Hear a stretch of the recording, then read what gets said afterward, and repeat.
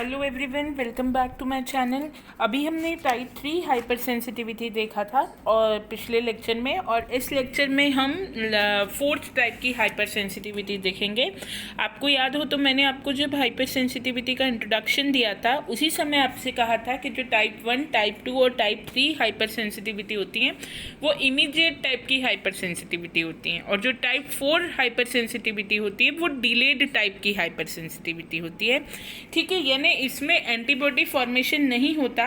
इस तरह की hyper sensitivity is handled by T sales. ठीक है, सेंसिटाइज्ड टी सेल्स इस तरह की हाइपर सेंसिटिविटी को हैंडल करते हैं, ये मैंने आपको बताया था। देन अगर हम इस तरह की हाइपर सेंसिटिविटी की विशेषताओं की बात करें तो जैसा मैंने आपको बताया कि it is handled bye sensitised T cells. अब सेंसिटाइज्ड टी सेल्स किसको बोलते हैं?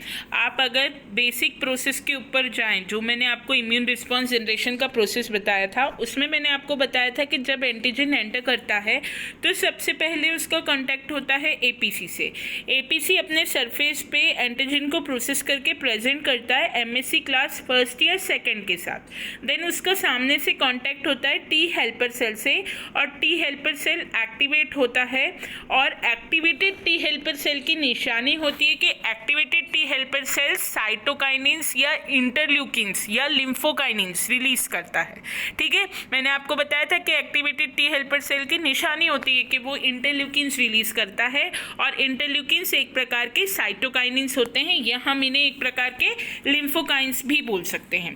देन इसके बाद मैंने आपको ये भी बता रखा है कि इसके बाद ये बी सेल को भी एक्टिवेटेड टी हेल्पर सेल तक पहुंचना इम्यून रिस्पॉन्स जनरेशन का सबसे इंपॉर्टेंट स्टेप है। इसके बाद ये हो सकता है कि ये T helper cell B cell को एक्टिवेट करके ह्यूमोरल इम्यून रिस्पॉन्स जनरेट करवाए, या फिर ये T helper cells T C cells को एक्टिवेट करके cell mediated immune response generate कराए। तो टाइप 4 हाइपर सेंसिटिविटी क्या होती है? जैसा कि हम सब जानते हैं कि हाइपर सेंसिटिविटी एक प्रकार का ओवर इम्यून रिस्पॉन्स है।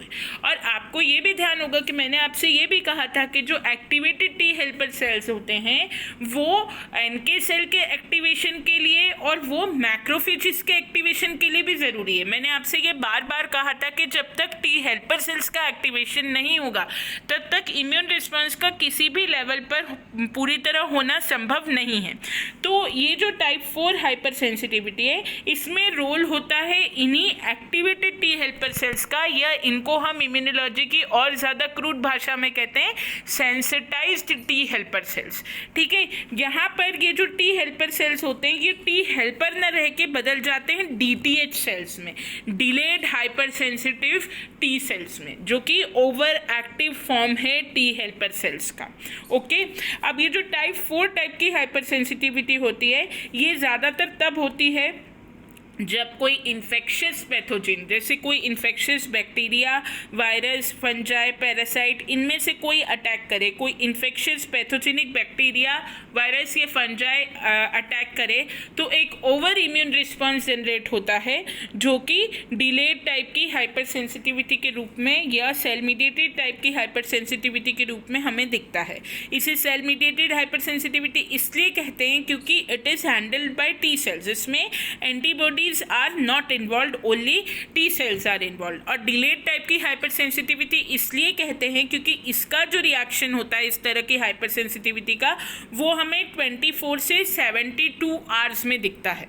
अच्छा, अब जो मेरे स्टूडेंट्स हैं जिन्होंने मेरी क्लास अटेंड की होगी उनको ये बात पता है, मैं शुरू से उन्हें बोलती आ रही हूँ कि जब कोई बैक्टीरियल एंटीजन एंटर करता है तो प्रायः उसके खिलाफ बी सेल्स रिस्पॉन्ड करते हैं। टी हेल्पर सेल तो एक्टिवेट होते ही हैं लेकिन बी सेल एंटीबॉडी बनवाते हैं और उसके बाद बैक्टीरियल एंटीजन का क्लियरेंस होता है। लेकिन मैंने आपको ये भी बताया कि इम्यूनोलॉजी में 100% कोई बात होगी ही होगी ये ज़रूरी नहीं है। Most of the time bacterial antigen enter करेगा तो it will be handled by antibody produced by the B cells. लेकिन अगर कोई पैथोजेनिक बैक्टीरिया एंटर कर रहा है और ओवर इम्यून रिस्पॉन्स जनरेट हो रहा है तो उसके अगेंस्ट डिलेड हाइपर सेंसिटिविटी भी हो सकती है। तो आप इस बात को लेके कंफ्यूज मत होइएगा कि मैंने हमेशा आपसे कहा है कि बैक्टीरियल एंटीजन के अगेंस्ट ह्यूमरल इम्यून रिस्पॉन्स चलता है ज़्यादातर, और वायरल एंटीजन के against cell mediated immune response चलता है। ये बात सही है, लेकिन कुछ एक्सेप्शनल केसेस जहाँ कुछ बहुत अजीब से पैथोजेनिक बैक्टीरिया अटैक करें वहाँ हाइपर सेंसिटिव रिएक्शंस भी चल सकते हैं, और उस केस में कोई भी पैथोजेनिक बैक्टीरिया की एंट्री कई बार it can lead to delayed या cell mediated hypersensitivity. Okay, तो इसके जो दो कॉमन एग्जाम्पल है टाइप 4 हाइपर सेंसिटिविटी के जो ज़्यादातर हम पढ़ते हैं वो है, एक तो है ट्यूबरसिलिन रिएक्शन और दूसरा है कॉन्टैक्ट डर्मेटाइटिस। ठीक है, ट्यूबरसिलिन रिएक्शन कई बार मेंटोस रिएक्शन के भी इसको कहते हैं, तो कई बार क्वेश्चन आ जाता है कि explain the mechanism of tuberculin reaction या explain the mechanism of Mantoux reaction, और कभी कभी ये भी पूछ लिया जाता है आपसे कि टाइप 4 हाइपर सेंसिटिविटी का इनमें से कौन एग्जाम्पल है, तो आपको फार्मर लंग डिजीज दे देंगे, एनाफाइलैक्सिस दे देंगे, ट्यूबरसिलिन रिएक्शन दे देंगे, मेंटोस रिएक्शन दे देंगे। तो ट्यूबरसिलिन रिएक्शन, मेंटोस रिएक्शन एक ही चीज़ है, ये टाइप 4 हाइपर सेंसिटिविटी, और इनके अलावा कॉन्टैक्ट डर्मेटाइटिस ये भी टाइप 4 हाइपर सेंसिटिविटी का एग्जाम्पल है। अब एक जनरल प्रोसेस देख लेते हैं कि जनरल प्रोसेस ट्यूबरसिलिन रिएक्शन में एक्चुअली होता क्या है। देखिए, tuberculin reaction it takes place in 2 stages. ज़्यादातर कोई भी अगर टाइप 4 की हाइपर सेंसिटिविटी है, चाहे वो ट्यूबरसिलिन रिएक्शन है चाहे वो कॉन्टैक्ट डर्मेटाइटिस है, वो 2 स्टेजेस में होती है। नंबर 1 जो फेज़ होता है उसको हम कहते हैं सेंसिटाइजेशन फेज़, और नंबर 2 जो फेज़ होता है उसको हम कहते हैं इफेक्टर फेज़। ठीक है, ये 2 फेजेस होते हैं, सेंसिटाइजेशन फेज़ और इफेक्टर फेज़। जो सेंसिटाइजेशन फेज़ होता है उसमें टी हेल्पर सेल्स का एक्टिवेशन होता है, यानी वही प्रोसेस होती है जो मैं आपको शुरू से समझाती आ रही हूँ कि एंटीजन एंटर करेगा, एपीसी द्वारा एंगल्फ होगा और एपीसी के सरफेस पे प्रेजेंट हो जाएगा with MSc class second. Class second इसलिए क्योंकि सामने से जो सेल्स इसको रिसीव करने आ रहे हैं वो हैं टी हेल्पर सेल, जिन पर CD4 मार्कर होता है, और हमें पता है कि CD4 marker MSc class second को रिकॉग्नाइज करता है। सो कॉम्प्लेक्स फॉर्मेशन होगा TCR CD3 और एंटीजन के बीच और CD4 मार्कर और एमएससी क्लास सेकंड के बीच, जिससे टी हेल्पर सेल का क्या हो जाएगा, टी हेल्पर सेल का एक्टिवेशन हो जाएगा, सेंसिटाइजेशन हो जाएगा, क्योंकि यहाँ सिर्फ एक एक्टिवेशन नहीं हो रहा है, यहाँ किसी हद तक ओवर एक्टिवेशन हो रहा है टी हेल्पर सेल्स का, और इस over activated T helper cell की निशानी है कि ये सेल्स इंटरल्यूकिन रिलीज करेंगे, और यहाँ ये जो एक्टिवेटेड टी हेल्पर सेल रहेंगे ये सिर्फ एक्टिवेटेड टी हेल्पर सेल न रह के काय में बदल जाएंगे, DTH सेल में, delayed T hyper sensitive sales में ये बदल जाएंगे, और ये जो स्टेज होगी ये सेंसिटाइजेशन फेज कहलाएगी। ठीक है, यहाँ पर ये जो टी हेल्पर सेल है ये फर्स्ट कांटेक्ट विद एंटीजन होते ही सेंसिटाइज हो गए। अब प्रॉब्लम अगेन, जैसे कि हर हाइपर सेंसिटिविटी में हम जानते हैं कि कब होती है, जब सेकंड कांटेक्ट होता है एंटीजन से। तो जब सेकंड कांटेक्ट होगा एंटीजन से और ये टी डिलेड DTH सेल्स जब कांटेक्ट में आएंगे, देखिए ये जो DTH सेल्स होते हैं ये प्रॉब्लम कब क्रिएट करना चालू करते हैं, क्योंकि ये ओवर एक्टिव सेल्स हैं, ये नॉर्मल टी हेल्पर सेल नहीं है, ये over active T helper sales हैं। तो ये जब दूसरी बार एंटीजन आएगा और एपीसी उस एंटीजन को प्रोसेस करके प्रेजेंट करेगा। एक बात मेरी ध्यान रखिएगा आप कि एपीसी जो होता है एंटीजन प्रेजेंटिंग सेल, बॉडी के अंदर 3 सेल्स बहुत अच्छे से एंटीजन प्रेजेंटेशन का काम कर सकते हैं। बॉडी का सबसे इंपॉर्टेंट और सबसे अच्छा एंटीजन प्रेजेंटिंग सेल होता है मैक्रोफेज। नंबर 2 पर आते हैं डेंड्राइटिक सेल, और कभी कभी जो सेल एंटीजन प्रेजेंटेशन का काम करता है वो होता है बी सेल, वो कभी कभी करता है, लेकिन सबसे अच्छा अगर आपसे एपीसी पूछा जाए तो वो मैक्रोफेज होता है। वो बहुत अच्छा फेगोसाइटोसिस करता है और इसके कारण वो बहुत अच्छा एंटीजन प्रेजेंटेशन करता है। तो यहाँ जब दूसरी बार एंटीजन एंटर करा तो मैक्रोफेज एपीसी की तरह काम करेगा, उसने एंटीजन को लिया, प्रोसेस कर दिया और अपने सरफेस पे एक्सप्रेस कर दिया एमएससी क्लास 2 के साथ। अब ये जो सेंसिटाइज्ड टी हेल्पर सेल हैं जो अब DTH में बदल चुके हैं, इनका कांटेक्ट हुआ इस रेस्टिंग माइक्रोफेज से। जैसे ही कॉम्प्लेक्स फॉर्मेशन हुआ, यहाँ थोड़ी सी कहानी बदल गई और इन टी हेल्पर सेल्स ने एक्टिवेट कर दिया रेस्टिंग मैक्रोफेज को। तो ये जो रेस्टिंग मैक्रोफेज था ये अब बदल गया एक्टिवेटेड मैक्रोफेज में। इसको आप ऐसे समझिए कि ये मैक्रोफेज तो ऑलरेडी गुंडा है, इसका तो काम है कि इसको जहाँ भी कोई आदमी दिखेगा ये उसे पकड़ के मारेगा, इसको तो जब कोई भी एंटीजन दिखेगा ये उसे उठाएगा और उसका फेगोसाइटोसिस करेगा। एक गुंडे को आपने पावर दे दी तो इसकी जो नेगेटिव एक्टिविटीज़ थी ये और ज़्यादा बढ़ गई, ऐसे समझिए इसको। तो ये जो रेस्टिंग मैक्रोफेज ये जब टी हेल्पर सेल के कांटेक्ट में आया तो ये एक्टिवेटेड मैक्रोफेज के अंदर बदल गया, ये ओवर एक्टिविटी मैक्रोफेज की हो गई। बात समझ में आ रही है ना आपको?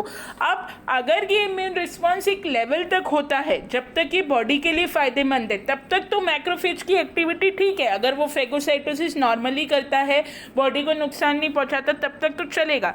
लेकिन ये मैक्रोफेज एक्टिवेट होने के बाद, ओवर एक्टिवेट होने के बाद क्या करने लगेगा, ज़्यादा एक्टिवेट हो जाएगा तो ये ज़्यादा एंटीजन प्रेजेंटेशन करेगा, है ना, और ये बॉडी के ही ऑर्गन्स को नुकसान पहुंचाने लगेगा। ये ओवर, अगर इसने इसकी जो गुंडागर्दी अगर ओवर बढ़ गई तो ये अपने ही कंपोनेंट्स को नुकसान पहुंचाने लगेगा, ठीक है ना। तो इस तरह से ये ग्रैन्युलोसा रिएक्शंस प्रोड्यूस करेगा। और अगर ट्यूबरसिलिन रिएक्शन है तो ये बॉडी के अंदर सेल्स को, टिश्यूज़ को नुकसान पहुँचाने लगेगा। और अगर नहीं, ये कॉन्टैक्ट डर्मेटाइटिस में हो रहा है तो कॉन्टैक्ट डर्मेटाइटिस में क्या होगा, ये स्किन पे रिएक्शंस प्रोड्यूस करने लगेगा। और सफ़ेद छपाटे, कई बार आपने देखा होगा छपाके टाइप के हमको स्किन के ऊपर पड़ जाते हैं, वो इसी तरीके के रिएक्शन का रिजल्ट होता है। और अगर ये हाइपर सेंसिटिविटी कंट्रोल नहीं हुई, अगर ये सेंसिटाइज्ड टी सेल्स को ड्रग के साथ में ट्रीट करके और इसको किसी चीज़ के साथ ट्रीट करके शांत नहीं करा गया तो ये ओडिमा भी कॉज कर सकती है, डर्मेटाइटिस यानी स्किन प्रॉब्लम्स, स्किन के ऊपर वाइट कलर के जो स्ट्रैशेस है वो भी कॉज कर सकती है। और कभी कभी ये फेटल यानी कि डेथ कॉजिंग भी हो सकती है। और यहाँ पर एक और चीज़ होगी कि जो टी हेल्पर सेल्स है ये रेस्टिंग मैक्रोफेज को एक्टिवेट करेंगे। और आपको ये भी पता होना चाहिए कि मैक्रोफेज एक्चुअली मोनोसाइट से बनता है। ये क्वेश्चन भी कई बार कॉम्पिटिटिव एग्जाम में आता है कि मैक्रोफेज का प्रिकर्सर कौन है, तो मैक्रोफेज का प्रिकर्सर मोनोसाइट सेल है जो कि ब्लड का WBC का एक टाइप है। तो ये टी हेल्पर सेल कभी कभी डायरेक्टली अपने इंटरल्यूकिन द्वारा मोनोसाइट को पकड़ के उसको मैक्रोफेज में बदलते जाएंगे और मैक्रोफेज की ओवर एक्टिवेशन कर देंगे मैक्रोफेज का, जिसके कारण कि मैक्रोफेज इंक्रीज्ड एंटीजन प्रेजेंटेशन करेगा और ओवर रिएक्शंस शो करेगा और वो ओवर रिएक्शंस बॉडी के ऊपर रिफ्लेक्ट होंगे। ये जब एक्टिवेट होगा मैक्रोफेज तो ये इसके रिसेप्टर्स भी ओवर एक्टिविटी शो करेंगे, ये ऑक्सीजन रेडिकल्स को भी मतलब रिलीज करेगा और ये ओवरऑल बॉडी के एक संतुलन को खराब कर देगा, ठीक है। तो इसी तरीके से ये दो तरह से दो रिएक्शंस कॉमनली देखे गए हैं टाइप 4 हाइपर सेंसिटिविटी में।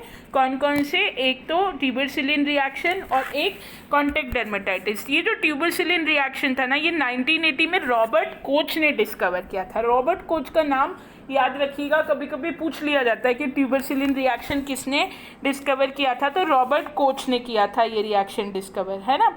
इसके अंदर जो है ये माइकोबैक्टीरियम ट्यूबरकुलोसिस से लोकलाइज्ड इन्फेक्शन जो हुई थी उसको इन्होंने डिस्कवर किया था। फिर ये याद रखिएगा कि ये DTH का डेवलपमेंट होता है, delayed hyper sensitive T cell का डेवलपमेंट होता है टाइप 4 हाइपर सेंसिटिविटी में, है ना। और ये याद रखिएगा कि दो फेजेस होते हैं, इफेक्टर फेज होता है और दूसरा वाला जो फेज होता है वो इफेक्टर होता है और उससे पहले जो होता है वो सेंसिटाइजेशन फेज होता है। ये ध्यान रखिएगा कि हाइपर सेंसिटिविटी कैसे होती है, जब एंटीजन एंटर करता है ABC के सरफेस पे एक्सप्रेस होता है तो टी हेल्पर सेल्स का ओवर एक्टिवेशन हो जाता है जिससे कि वो T helper cells DTH cells में बदल जाते हैं और इंटरल्यूकिन्स या लिम्फोकाइनिन्स रिलीज करने लगते हैं। फिर जब एंटीजन का सेकंड कॉन्टैक्ट होता है तो मैक्रोफेज APC की तरह बिहेव करता है और एक्टिवेटेड टी हेल्पर सेल के कॉन्टैक्ट में आता है जिससे कि रेस्टिंग मैक्रोफेज एक्टिवेटेड मैक्रोफेज में बदल जाता है और ओवर एक्टिविटी करने लगता है। और ये जो एक्टिवेटेड टी हेल्पर सेल होते हैं ये मोनोसाइट को भी कैच कर करके एक्टिवेटेड मैक्रोफेजेस में बदलते हैं और एक्टिवेटेड मैक्रोफेजेस बॉडी में कई तरह के अलग अलग रिएक्शंस प्रोड्यूस करने लगता है। ये ट्यूबरसिलिन रिएक्शन भी प्रोड्यूस कर सकता है, ये कॉन्टैक्ट डर्मेटाइटिस भी प्रोड्यूस कर सकता है जो कि एक प्रकार का ये स्किन का इन्फ्लेमेशन है जो कि किसी भी एलर्जिन के द्वारा, जैसे कि कॉन्टैक्ट डर्मेटाइटिस क्या है कि कोई डिसइंफेक्टेंट गलत चीज़ हम स्किन पे लगा लें, कोई इंसेक्टिसाइड का हमको रिएक्शन हो जाए, रबर, लेदर पेंट, आप देखते होंगे ना बहुत से लोगों को ऐसी चीज़ों से रिएक्शन होता है कि अगर स्किन पे कोई गलत चीज़ या मान लीजिए कोई कॉस्मेटिक एक्सपायर्ड लगा लिया तो इस तरह का रिएक्शन प्रोड्यूस हो सकता है जो कि कभी कभी वाइट कलर के रैशेस तक डेवलप कर सकता है हमारी स्किन में, और ओवर हो जाए तो ये कई बार फेटल भी हो सकता है। कॉन्टैक्ट डर्मेटाइट मतलब इसके अंदर जो एक चीज़ इसमें देखी गई कि जो कॉन्टैक्ट डर्मेटाइटिस है, जो लोग निकल ज्वेलरी यूज़ करते हैं उनको यह अजीब सी किसी भी ऐसे अलग से मटेरियल की ज्वेलरी जैसे निकल की हुई, जैसे कॉपर की हुई, जो कि उनकी स्किन को सूट ना करे, तो उससे भी कई बार ये कॉन्टैक्ट डर्मेटाइटिस हो जाता है। लेकिन ये सेंसिटाइजेशन फेज और इफेक्टर फेज ये दोनों में रहेगा, चाहे कॉन्टैक्ट डर्मेटाइटिस हो चाहे ट्यूबरसिलिन रिएक्शन हो। ठीक है, बस दोनों में अलग अलग तरीके के सिम्टम्स प्रोड्यूस होंगे। जैसे कि लेप्रोसी में भी ये ट्यूबरसिलिन रिएक्शन वाला ही, मतलब लेप्रोसी जो है या स्मॉल पॉक्स है, मीजल्स है, हर्पिस है, कैंडिडाइटिस है, ये सब भी एग्जाम्पल्स हैं टाइप 4 हाइपर सेंसिटिविटी के। ये भी आपको याद रखना है, यानी ट्यूबरसिलिन रिएक्शन के लिए पूछ सकते हैं कि ये कौन सी टाइप की हाइपर सेंसिटिविटी है, कॉन्टैक्ट डर्मेटाइटिस के लिए पूछ सकते हैं। उसके अलावा leprosy, small pox, measles, herpes, candidiasis है ना, हिस्टोपेमोसिस और ये साइजोसोमेसिस, ये सारी जो भी डिजीज़ेस हैं ये टाइप 4 टाइप की हाइपर सेंसिटिविटी इसके अंदर देखी गई है।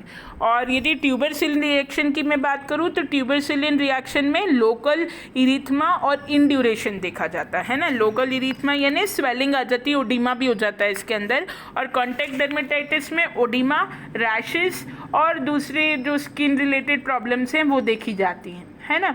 तो इसलिए ये जो हाइपर सेंसिटिविटी है ये एक स्टेज तक बॉडी के लिए अच्छी होती है, लेकिन अगर ये ओवर हो जाए तो बॉडी के लिए नुकसानदायक हो सकती है, इतनी कि ये फेटल भी हो सकती है। ठीक है, तो इसके साथ हमारा जो एक चीज़ इसमें और बची है टाइप 5। टाइप 5 की जो हाइपर सेंसिटिविटी है उसका बहुत ज़्यादा डिटेल तो आपको कहीं नहीं मिलेगा, थोड़ा सा एक एलिमेंट्री आइडिया जो है वो मिलेगा, और वही एलिमेंट्री आइडिया मैं आपको दे देती हूँ। टाइप 5 की जो हाइपर सेंसिटिविटी उसको हम कहते हैं स्टिमुलेटरी हाइपर सेंसिटिविटी। ठीक है, स्टिमुलेटरी हाइपर सेंसिटिविटी है ये। इसके अंदर क्या होता है, it is again caused by the interaction of antibody with cell surface antigen and it leads to destruction of the sales.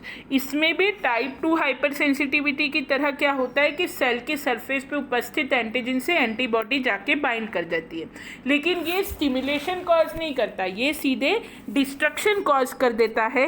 ये सीधे डिस्ट्रक्शन कॉज कर देता है किसका, सेल्स का। तो उसके कारण क्या होता है, सेल्स का डिस्ट्रक्शन कॉज करने के कारण क्या होता है कि सेल्स जो हैं वो पूरी तरह से डिस्ट्रक्ट हो जाते हैं। ये जो फिनोमिना है स्टिमुलेशन का, इससे सेल्स का डिस्ट्रक्शन कॉज होता है। इसके दो एग्जाम्पल है, दो ऑटो इम्यून डिसीजेस होते हैं, थायरोटॉक्सिस या ग्रेव्स डिसीज इसको बोलते हैं, और मिस्थेनिया ग्रेविस। ठीक है, ये ऑटो इम्यून डिजीज़ है, पर इनमें हो क्या रहा है, जो ग्रेव्स डिसीज़ होता है उसमें बेसिकली जो थायराइड के रिसेप्टर सेल्स होते हैं, जो रिसेप्टर होता है सेल पर थायराइड हार्मोन को रिसीव करने वाला, उसके अगेंस्ट IgG टाइप की एंटीबॉडी बन जाती है और वो जाकर इस रिसेप्टर से बाइंड कर जाती है, जिसके कारण कि हार्मोन जो प्रोड्यूस होता है T3 T4 वो सेल के अंदर एंटर नहीं कर पाता, है ना। तो ये ग्रेव्स डिजीज़ है। और ऐसे ही दूसरा डिजीज़ है मिस्थेनिया ग्रेविस। इसमें जो न्यूरॉन होता है, न्यूरॉन की जो माइलिन शीट होती है उसके अगेंस्ट एंटीबॉडीज प्रोड्यूस हो जाती हैं, और वो शीट की जो वर्किंग है, न्यूरॉन्स जो हैं वो धीरे धीरे डिस्ट्रक्ट होने लगते हैं। ये दोनों ही ऑटो इम्यून टाइप के डिजीजेस हैं। तो इसमें अभी मैं आपको डिटेल में नहीं समझाऊंगी, जब कभी ऑटो इम्यून डिजीजेस का वीडियो बनाएंगे तो इसको मैं आपको डिटेल में बताऊंगी। ठीक है, अभी के लिए आप बस इतना समझ लीजिए कि जो टाइप 5 की हाइपर सेंसिटिविटी होती है, जिसको स्टिमुलेटरी हाइपर सेंसिटिविटी भी कहा जाता है, उस तरह की जो हाइपर सेंसिटिविटी होती है उसमें क्या होता है, उसके अंदर सेल्स जो है एंटीबॉडी जो है वो जाके एंटीजन पे अटैच हो जाती है और डिस्ट्रक्शन हो जाता है कम्प्लीटली उस सेल का, है ना। उसके दो एग्जाम्पल याद रखिएगा, उसमें ग्रेव्स डिजीज़ और माइस्थेनिया ग्रेविस, ये दो डिजीज़ उसके एग्जाम्पल है। और IgG टाइप की एंटीबॉडी इन्वॉल्व है, यानी ये भी इमीडिएट टाइप की हाइपर सेंसिटिविटी हुई। ओके, ठीक है। अब इसके बाद आप आई थिंक आपको हाइपर सेंसिटिविटी से रिलेटेड कोई प्रॉब्लम नहीं होगी। अगर आपको कुछ भी डाउट है या कुछ भी आप पूछना चाहते हैं या कॉम्पिटिटिव के लिए जो लोग प्रिपेयर कर रहे हैं वो क्वेश्चन का ट्रेंड जानना चाहते हैं तो आप मुझे बता दीजिए। हम एक लेक्चर क्या क्या ऑब्जेक्टिव्स पूरी इम्यूनोलॉजी में पूछे जाते हैं जनरली, उस पर बेस्ड भी बना सकते हैं। ठीक है, आई होप आपको टॉपिक समझ में आया होगा। अगर आपको वीडियो अच्छा लगे तो प्लीज़ लाइक शेयर ज़रूर करें और चैनल को सब्सक्राइब ज़रूर करें। Thank you very much.